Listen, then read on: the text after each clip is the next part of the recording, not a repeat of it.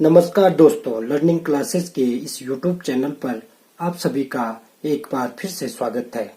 आज हम बात करेंगे class 10th NCERT lesson number 1 के एक्सरसाइज 1.1 के क्वेश्चन नंबर 1 की।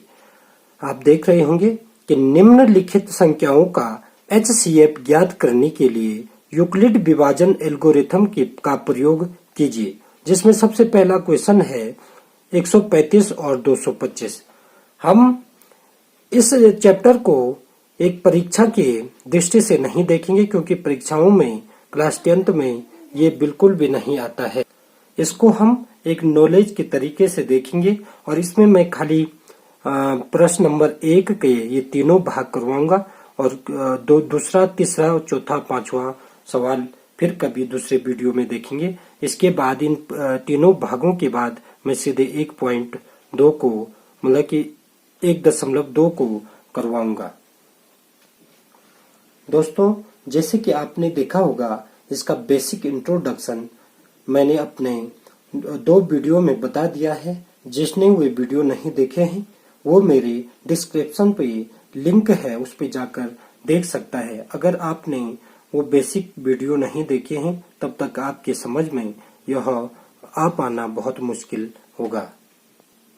अभी तक हम देखते आए हैं कि HCF दो विधियों द्वारा हमने निकालने की कोशिश की थी। एक था यूक्लिड विभाजन प्रमेय का, और दूसरी जो विधि है वो है, अभी तक हमने देखो HCF निकालने की वैसे कई विधियां होती हैं, लेकिन यूक्लिड विभाजन प्रमेयिका और अभाज्य गुणनखंड के रूप में हम आज सीखेंगे कि किस प्रकार से यूक्लिड ने विभाजन प्रमेयिका के आधार पर एल्गोरिथम की विधि किया था। HCF का मतलब होता है दोस्तों highest common factor. Highest common factor का मतलब कि वह बड़ा नंबर जो दोनों को पूर्णतः विभाजित कर सके। जैसे यहाँ पे आप देख रहे होंगे कि 225 और 135, हमने इसी का यूक्लिड विभाजन प्रमेयिका के आधार पर एल्गोरिथम निकालना है। हम जानते हैं कि यह 5 से भी विभाजित हो सकता है और 15 से भी विभाजित हो सकता है। इसी प्रकार से हम देख सकते हैं कि हमने वह अंक इसमें ढूंढना है कि वह कौन सा अंक या कौन सा नंबर है जो सबसे बड़ा हो और इन दोनों संख्याओं को बराबर डिवाइड कर सके। आपको बता दें दोस्तों कि प्रमेयिका व एल्गोरिथम एक ही है, मगर जब हम स्टेप बार बार लिखते हैं उसे एल्गोरिथम कहते हैं। तो चलते हैं दोस्तों प्रश्नावली की प्रश्न नंबर 1 पर, जो हमारे पास दे रखा है 135 व 225। इन दोनों का हमने आज HCF निकालना है, जो यूक्लिड विभाजन एल्गोरिथम के तरीके से हम इसको निकालेंगे। अब 135 जो छोटी संख्या है उसका भाग हम बड़ी संख्या 225 में देंगे। 135 का भाग 225 में एक ही बार जाएगा, क्योंकि दोस्तों अगर 135 का 2 बार भाग देंगे तो वो 270 हो जाएगा, जबकि हमारे पास जो यहाँ पे संख्या है वो 225 है। अब हम दोस्तों 5 में से 5 को घटाएंगे तो 0। यहाँ पे ये 2 है और ये 3 है। यहाँ की एक संख्या यहाँ चली जाएगी और यहाँ से ये 12 बन जाएगा। 12 में से 3 को घटाएंगे तो 9 हो जाएगा, और यहाँ क्या एक अंक इधर आ गया था तो यहाँ पे 0 प्राप्त होगा। अब हमारे पास इसका शेष फल 90 बचा है। उस 90 में हमने इस 135 में 90 का भाग देना है। तो 135 में अगर 90 का भाग देंगे तो ये भी दोस्तों एक ही बार जाएगा, क्योंकि अगर हम 2 बार इसका भाग देते हैं तो वो बहुत बड़ी संख्या जो 180 हो जाएगी, जो कि हमारे पास 135 एक छोटी संख्या हो जाएगी। अब हम 5 में से 0 गया तो 5 ही बचा, और 13 में से 9 जाएगा तो हमारे पास 4 बचेगा। अब ये 90 का भाग जब हमने 135 में दिया तो हमारे पास शेषफल 45 बचा। अब इस 45 का भाग हमने 90 में देना है, जो कि 45 दूना 90 होता है, जो एक बराबर संख्या से डिवाइड होगा और हमारे पास शेषफल बचेगा 0। तो यही देखिए दोस्तों, जो भाजक होगा वो है हमारे पास 135, जो यहाँ बीच में लिखा जाता है उसे भाज्य कहा जाता है, और जो यहाँ पे ये भागफल लास्ट में हमें जो प्राप्त हुआ वो शेषफल। इसी को यूक्लिड ने भाज्य बराबर भाजक गुणा भागफल प्लस शेषफल, इसी का सूत्र दिया था A बराबर B into Q plus R। अब लिखेंगे दोस्तों, यूक्लिड विभाजन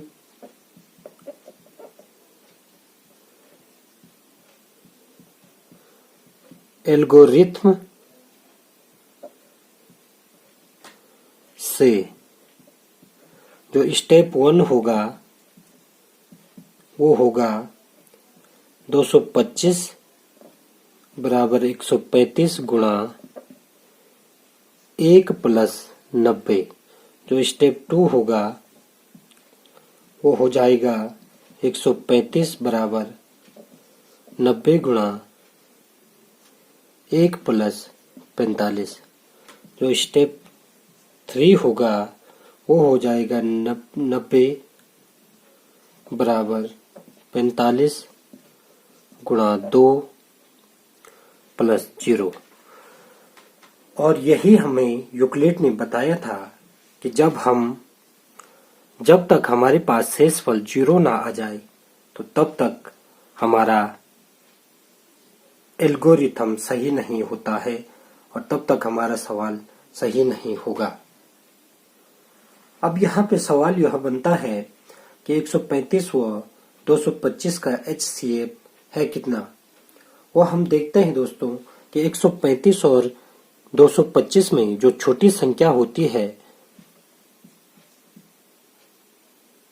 वह और जो इसका शेषफल बचा था वे दोनों इसके HCF के बराबर होते हैं। फिर इनमें से जो छोटी संख्या होती है वह और इसका जो शेषफल बचा था वे इन दोनों की HCF के बराबर होती है। फिर इनमें से जो छोटी संख्या है 45 वह और लास्ट में जो हमारे पास शून्य बचा था वो दोनों इन दोनों के HCF के बराबर होता है। अब फिर हमारे पास सवाल यह बनता है कि 45 और 0 का HCF कितना होगा। यहाँ पे हमेशा याद रखने वाली बात यह रहती है कि जब हमारे पास शून्य आता है तो शून्य का HCF निकालते समय उसमें वो हर नंबर ही HCF होता है जो हमारे पास बचा हो। अगर हमें 45 और 0 का HCF ज्ञात करना है तो इसमें नंबर ही हमारा HCF होगा, ना कि शून्य हमारा HCF होगा। अब चलते हैं दोस्तों प्रश्न नंबर 1 की दूसरी पार्ट पे, जो है 196 और 38,220। इसमें आपको पता होगा कि 38,220 बड़ी संख्या है 196 से, तो 196 का हम भाग देंगे 38,220 में। जब भाग देंगे तो 196 का भाग हम इन अंकों में देंगे तो ये एक ही बार जाएगा, तो यहाँ पे लिख लेंगे हम 196। अब इसको घटाएंगे, 12 में से 6 गया 6, यहाँ से एक संख्या यहाँ चली गई, यहाँ पे बचा हमारे पास 7, यहाँ की एक संख्या यहाँ आई, ये हुआ 17, 17 में से 9 जाएगा तो ये बचेगा 8, यहाँ की एक संख्या इधर आई, यहाँ पे 2 बचा, 2 में से 1 गया, 1 हमारे पास जो शेष फल आया वो 186 आया। 186 में अभी यहाँ ऊपर हमारे पास 2 है, 2 को मैं यहाँ पे उतारूंगा। अब देखिए दोस्तों, अब इसमें 9 से हम एक बार भाग देते हैं, क्योंकि 9 जो लास्ट में है 196 नमा। अब देखते हैं, 9 छक्का 54 का 4, हमारे पास बैलेंस बचा 5, 9 नमा 81, 81 और 5 होता है 86, 86 का 6 हंसली, हमारे पास जो बचा 8। हम 9 का 9 ही कम 9, 9 8 होता है 17, तो हमारे पास 1764 आया। अब इसके बाद यहाँ पे ये छोटा है और ये बड़ा अंक है, तो यहाँ के एक यहाँ असली लेंगे तो ये हो जाएगा 12, 12 में से 4 गया 8, यहाँ का एक अंक यहाँ आया तो ये हो जाएगा 15, और 15 में से 6 को घटाएंगे तो हमारे पास बचेगा 9। आगे यहाँ से एक संख्या यहाँ ये 7 बचा, 7 में से 7 गया 0, 1 में से 0, यहाँ पे अब हमारे पास 0 बचा, ये 0 में यहाँ पे उतार दूंगा। अब 196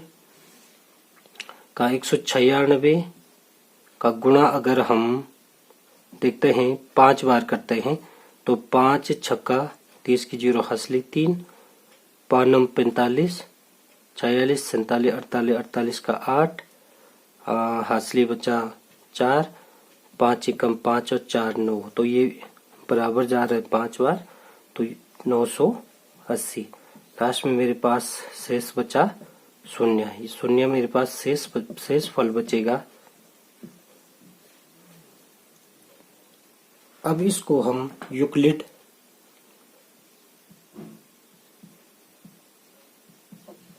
विभाजन एल्गोरिथम से देखेंगे। सबसे पहले हम लिखेंगे 38,220 बराबर 196 गुणा 195 प्लस 0। यहाँ पे देख रहे होंगे दोस्तों, ये स्टेप 1 में ही हमारे पास शेष फल 0 हो रहा है, तो यही इसका उत्तर आएगा। इसको आगे के स्टेप में करने की जरूरत नहीं है, क्योंकि हमारे पास जो स्टेप नंबर 1 था उसी में हमारे पास 0 प्राप्त हो गया है।